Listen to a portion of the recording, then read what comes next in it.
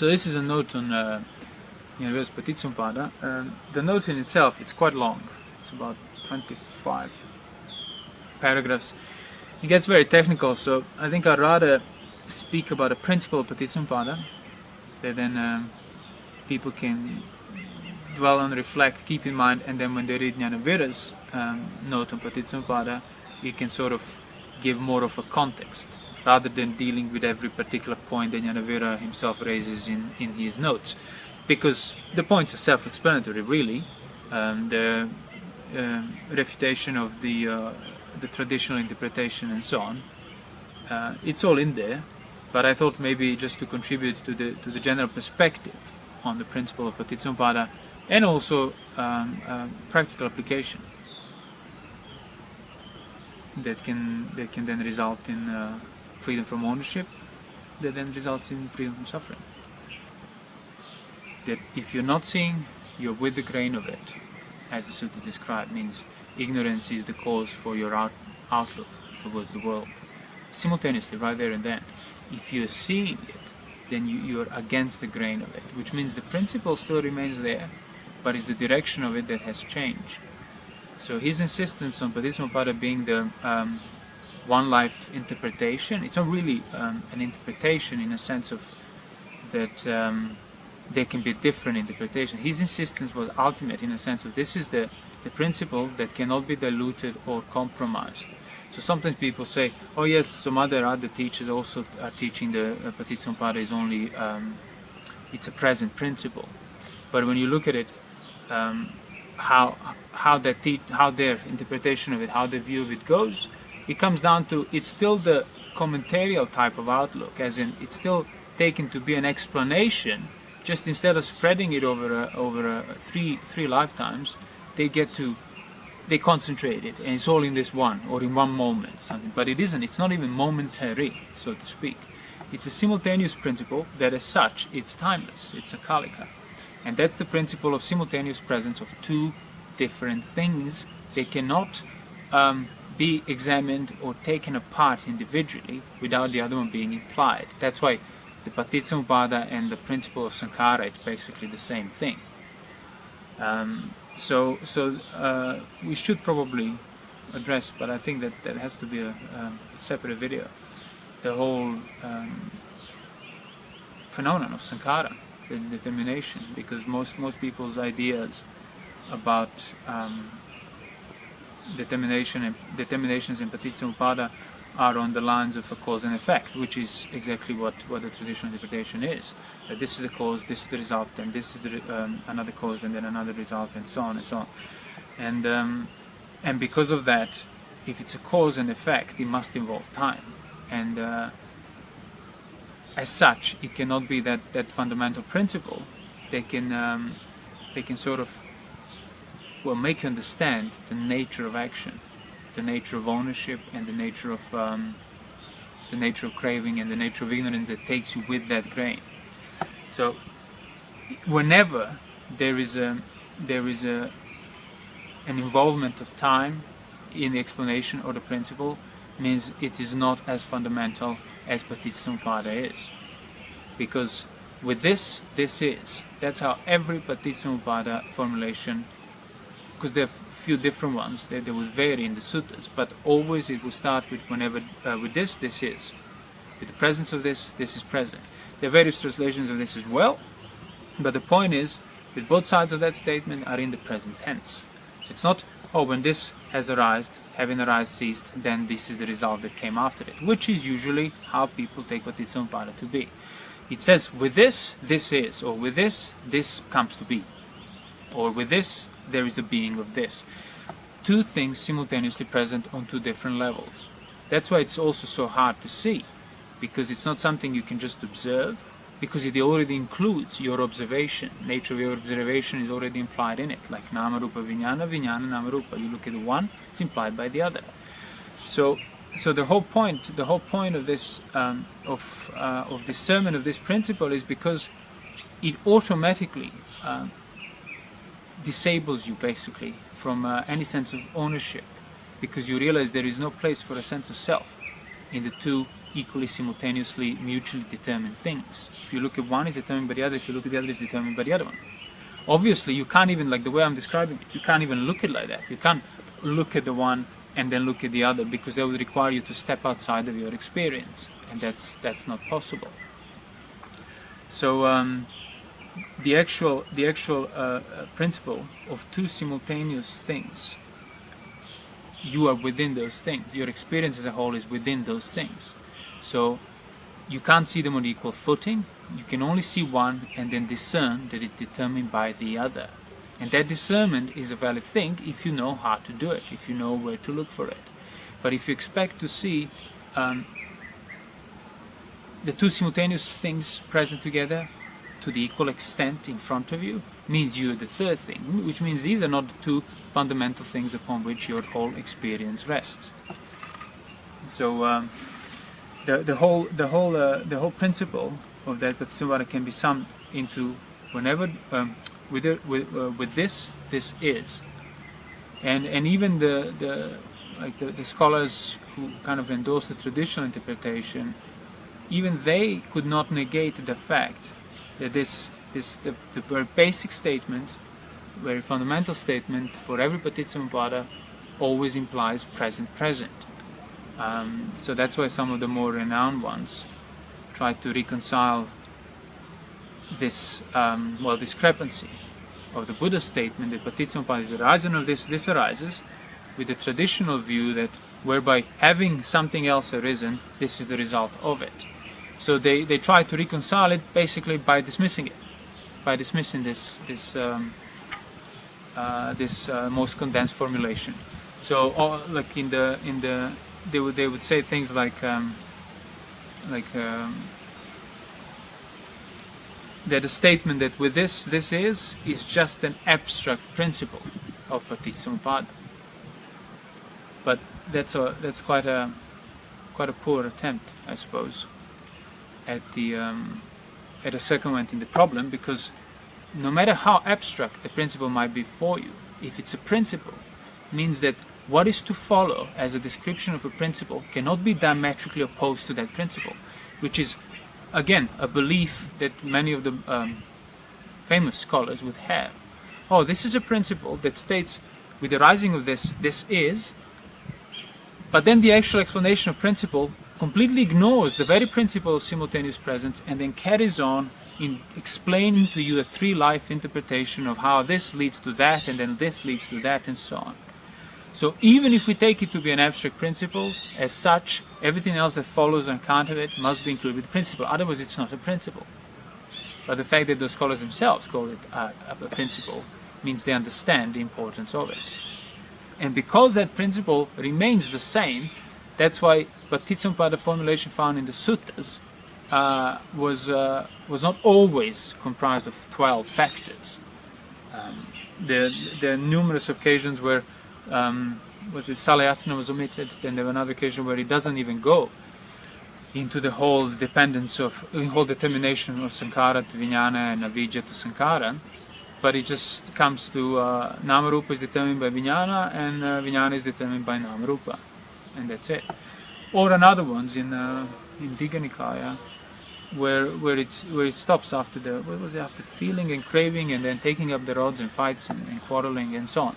So you realize human action is based on the principle of ignorance, and that's exactly what Paticcasamuppada explains you. And human action is always present. Like whatever, that's why your intentions determine your present intentions determine your actions, and that's why you're fully bound by it.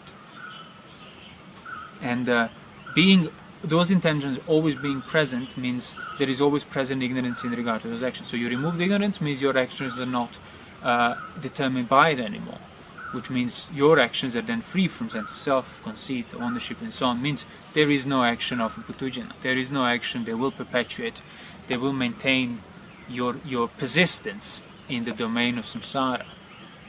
And the whole idea of the three, the rebirth and so again, it's based on the external projection, external view of yourself, whereby there is this public world which we inhabit, and then for as long as I'm ignorant, I will travel like from this life to another life to another life to another life.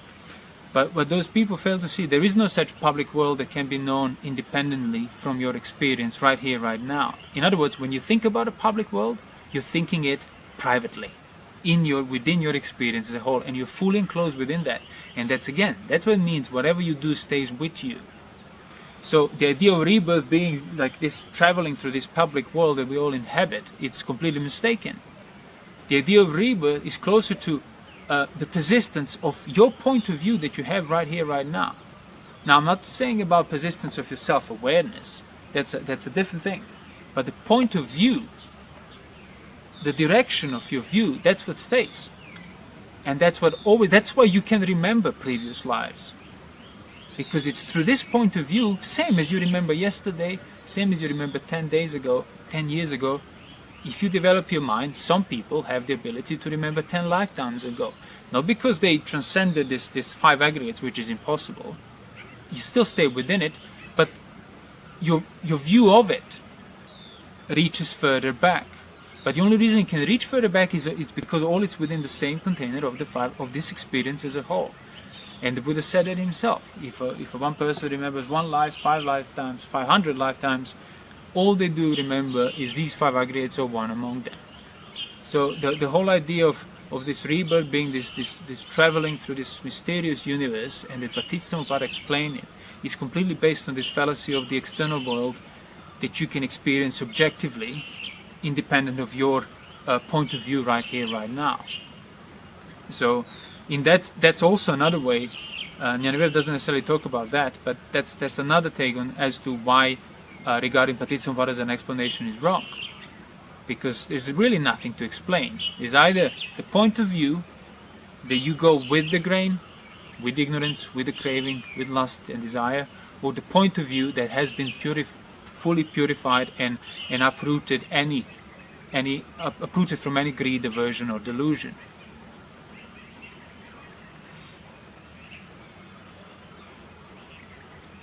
So in practical terms, the principle of Paticcasamuppada, it's not about understanding the connections between the 12 factors or 16 factors or 8 factors.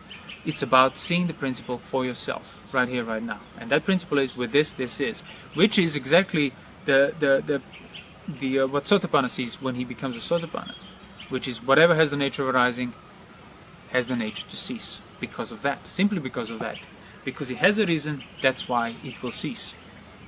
So he doesn't need to see the cessation in order to know the impermanence. On the contrary, the impermanence, the cessation, is implied in the presence of thing, presence on its own. It has a reason, whatever has the nature of arising. Because of that nature, it will have to cease. But usually people expect, I must see the destruction, disappearance of this thing, oh yes, that's impermanent. See how everything got destroyed. They fail to see that seeing the destruction has a reason for you. So that's a manifestation. And the impermanence that the Buddha talks about is on the level of that presently enduring manifestation. Whatever that manifestation might be. Whether it's a manifestation of something being created or a manifestation in your experience of something being destroyed. Either way, manifestation is there. Because it's manifested, that's why it's impermanent. Because it's manifested on its own, that's why I can't own it. And that's exactly what Paticcasamuppada principle is. Seeing the independence of the arisen phenomena, independence from your point of view, upon which your point of view must rest. Like if this thing hasn't arisen on its own, you would not simply, you would not exist. You would not even be able to conceive it as mine, let alone appropriate it further and act out of it. So practically, you want to see the simultaneous presence of 2 things that determine your experience as a whole. There is nothing outside of it, because when you think outside, that's your internal experience. So you can't step outside of your 5 aggregates, and there is no need to. All you need to do is to see that 5 aggregates are fully operating, fully self-sufficient as they are, without any need of ownership or the master agent that controls them. Furthermore, once you start seeing it, you realize it's impossible to own them and it's impossible to control them, because that will require you to step outside of it and take possession of it, take the direction of it. And it's not incidental that Attavada, the self-view, one of the first fetters that first three fetters that Sotapanna abandons, it's not incidental that Atavada is that assumption of the extra temporal, changeless self that's independent of your experience as a whole.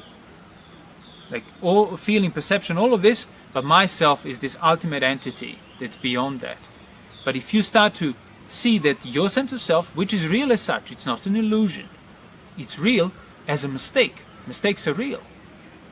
They're mistaken in its content, but it's phenomenologically an arising of mistake is manifested, and that mistake is human existence. That mistake is based on ignorance, and you'll know there is a mistake if there is lust in your experience. You will know there is existential mistake if there is ill will in your experience. You will know there is an existential mistake if there is delusion, appropriation, conceit, sense of self in your experience. So these are the symptoms of that existential discrepancy that you are maintaining, that mistake. So first you need to acknowledge it, because it's just say, oh, it's not real, nothing's real, there's no self, there's nothing real there. You're dismissing the entire mistake. And you're certainly not going to understand the principle of simultaneous dependence. So seeing it as a mistake, as a real, persisting mistake, is the first step. So I have a sense of self that I cannot deny. That's not the issue. Denying it is the issue. So you don't deny it. Now look at it. Can that sense of self be there, continue existing, persist in its manifestation without this random living, operating body, beating heart, breathing lungs, without this world being persisting there, being unaffected, without the great elements allowing it? Can I remain even for a second longer if something comes and just wipes away my entire body, just gone, disintegrates? It's inconceivable. So it's not about denying sense of self, it's about putting it in the right place. And that right place is second to the experience as a whole, that is first. Second to the body, second to the form, feeling, perception, intentions, and second to the consciousness for that matter. So you don't want to be denying it, you want to change the order. Or as the suttas would say, when somebody would understand what the Buddha teaching, like, oh, it's like correcting the order, putting first that which was second. And that's the whole point. You want to reset the order properly, because that's the only way you can uproot that sense of self. Denying it still affirms it. Indulging it affirms it. Ignoring it maintains its already existing affirmation. So what you can do, though, is see dependent on that which cannot be your sense of self, which is like your body, for example. Your functioning heart, functioning brain. You have no say in those functions, yet your whole life depends upon it. So it's because people don't think about these things sufficiently enough, that's how you get to ignore the mistake of ownership and so on. If you start think about it, then you will realize that even the most personal sense of self is still directly dependent upon the basis of this life for which you have no say in. So then all you can truly say, oh, with the arising of, with the persistence of this persists. With this is. Without this cannot be. There is no room for me in between or outside or left or right from it. There never was. Not knowing there never was room in there for you, that's how you place yourself in it. Another quick practical take on it. Usually people think I am, because of that things are mine. Start reversing that view and start regarding it as no. It's because I keep taking things as mine, that's why I am. But when you have been taking things as yours for so long, that's how that sense of I am starts taking priority, and then taking things as mine, which is really the cause, the fuel for the sense of I am, becomes second and is seen as a result of because of I am. But you, again, if you deny I am, then you deny the whole problem. So there is sense of self, and you don't want to deny it. You want to regard it as not belonging to me. So my own sense of self is not actually mine. Why is not mine? Because it depends upon, it's fully determined, its manifestation persists on account of things that I cannot own at the same time.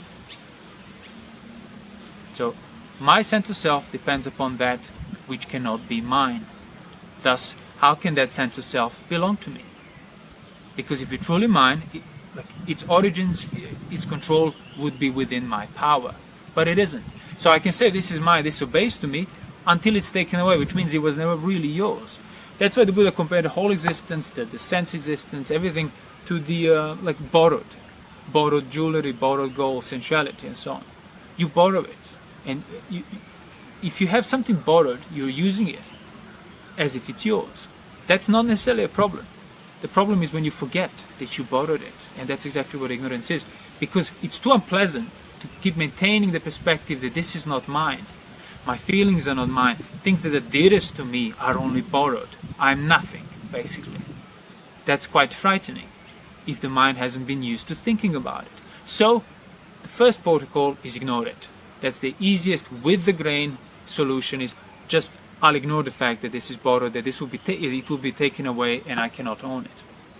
And because of that, just because of that ignorance, this whole mass of suffering arises. And that's why Arahant, who stops ignoring that, who can never ignore it again, still speaks, talks, uses, eats, walks, and so on, but he cannot mistake any of that for any ownership. He cannot conceive it, as the sutta say, as mine, as belonging to me, as I am. So it's important to maintain these perspectives, because it's simply through not dwelling on them, that's how you perpetuate the existential mistake I'm talking about. By ignoring it, you're fueling it. So it's not incidental. The thinking about it is very unpleasant. That's how Mara makes sure that nobody thinks about it voluntarily. It takes determination, effort, and repetitive sort of strength and training, because it's completely against the whole nature of experience to not think about it and to go with what's offered to you. So I am, because, or rather, the sense of me, sense of I am, or I am my own, because I take things to be mine. So the simultaneous presence of the assumed ownership is why there is a sense of I am. Without that basis being there persisting, there cannot be a sense of I am persisting. So how do you remove the basis that is necessary for your sense of self? Well, you can't remove it as in to prevent it from arising, because that would imply that your sense of self is in control of it and has say as to what arises and what disappears. But you can stop regarding it as yours. How you stop regarding it as yours? Well, by stop gratuitously delighting and welcoming sense pleasures. By stop gratuitously trying to get rid of the unpleasant feelings. It's desire and lust in regard to feelings. That's how you maintain the ownership. Unquestioned desire, unquestioned lust, the ownership gets maintained. Unquestioned ownership, sense of self is fully established, having a grip over you.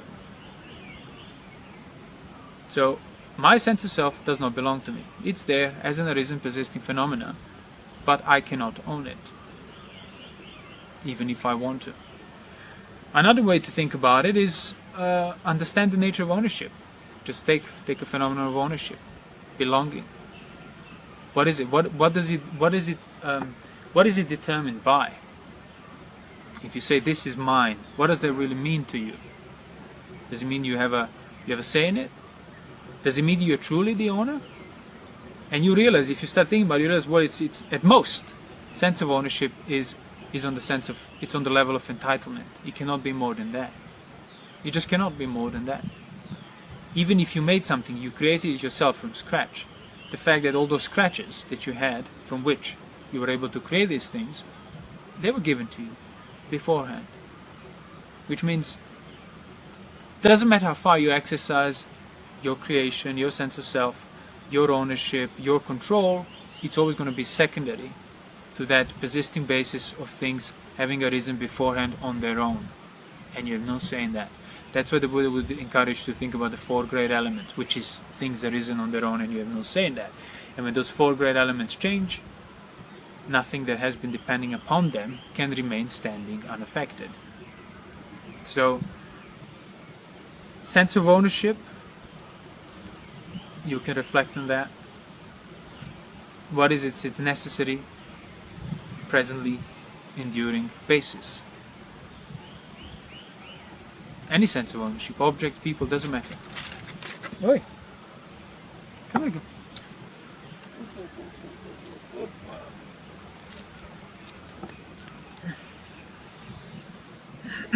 Any sense of ownership.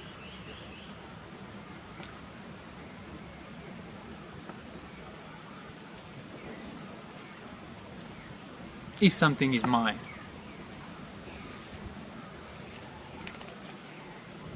if something is truly mine, let it endure. Don't rush answering it or defining it. Just, what does it mean to have things belong to me? What does it mean being mine? And you realize that, as I said, it's on the level of entitlement, but then you can also see that being mine means being pleasant, means implying a prospect of pleasure. Would you gladly regard something as mine if that thing is threatening to you? Would you be happy about having cancer or a disease or something that can kill you? No, you want to get rid of it. I don't want this to be mine. So there is a common thread to everything that's regarded as mine, which is pleasure. And that's why it's not incidental, and Nanavira talks about it, that pleasure is the sense of mastery over things. It's inherently bound to pleasure. Because if there is no pleasure, you would not want it. And you would certainly not be indulging the ideas of control and mastery over such things. So, a sense of mine is a sense of entitlement that is bound with a sense of pleasure, which means then sense of mine is basically sense of entitlement towards pleasure. You feel like you have a right to experience pleasure. And see, just to that extent only, the view has already transgressed into a domain that doesn't belong to it, the domain of the aggregate of feelings. You have no right to choose what you want to feel or not, but yet you feel entitled. Why is that? Where is that entitlement rooted in? Oh, it's rooted in me ignoring the fact that I have no right to choose what I feel. So simply through ignoring what's right in front of you, you develop the sense of entitlement, which is the sense of ownership, which is the sense of myself, the master, the ego, everything else. The whole suffering and the mess that comes from it comes from you ignoring the simple truths that are right in front of you, the universal truths. With the presence of this is present. So, with the presence of all these, with the presence of feelings, for example, my craving is there. Can I crave for pleasure if feeling is not there in the first place? No. Can I crave for pleasure when the feeling has disappeared? No. So it's the persistence of there is in pleasure that's necessary, simultaneous basis for my craving of that pleasure, towards or against from it. And that's Paticcasamuppada in the nutshell. So, can I then not crave in the presence of pleasure? Yes. And that's exactly the Paticcasamuppada that goes against the grain. So, externally, so to speak, on the surface nothing has changed. There is pleasure. Pleasure remains. The aggregates remain. But what has changed is the attitude of craving towards or against and so on. The attitude of craving has disappeared. So now there is no craving on the basis of pleasure, and the pleasure still arises, and the pain still arises, and the neutral feeling still arises. But the direction that was based on ignoring the nature of these things that arise on their own, the five aggregates, that direction is gone because you stopped ignoring it. That's why ignorance, in a way, it's quite a good translation for avijja, because avijja it's not a metaphysical secret, a lack of sort of information that you need to discover through some mystical practice that will be revealed to you, some truths that are hidden. It's actually your very attitude towards your own feelings, your own perceptions, your own intentions. The attitude of ignoring the fact that you can't own it even if you want to. And you want to. But you realize that you want to only because you think you can own it. But you can't. And if you stop ignoring that, and again, you can't do that overnight, because ignoring has been done for eons and eons and eons and eons. It's been done for so long. It's your starting point. It's the start. That's what the Buddha meant. Avijja has no discernible beginning, before which the mind wasn't ignorant and then it's ignorant. But avijja as ignorance shouldn't be there because it's incompatible with the way things are. That's why arahantship is irreversible. Once you fully realize that avijja shouldn't be there, it cannot be there. It ceases to be there. And that's what the Buddha said, Oh, that's when his mind realized the mind was always pure and bright. The aggregates were always unpolluted by avijja, by craving, because it cannot be in the aggregates. It's not understanding the aggregates, that's why it was there. Once you understood, that's why it can never be there ever again. Irreversible. Parinibbana.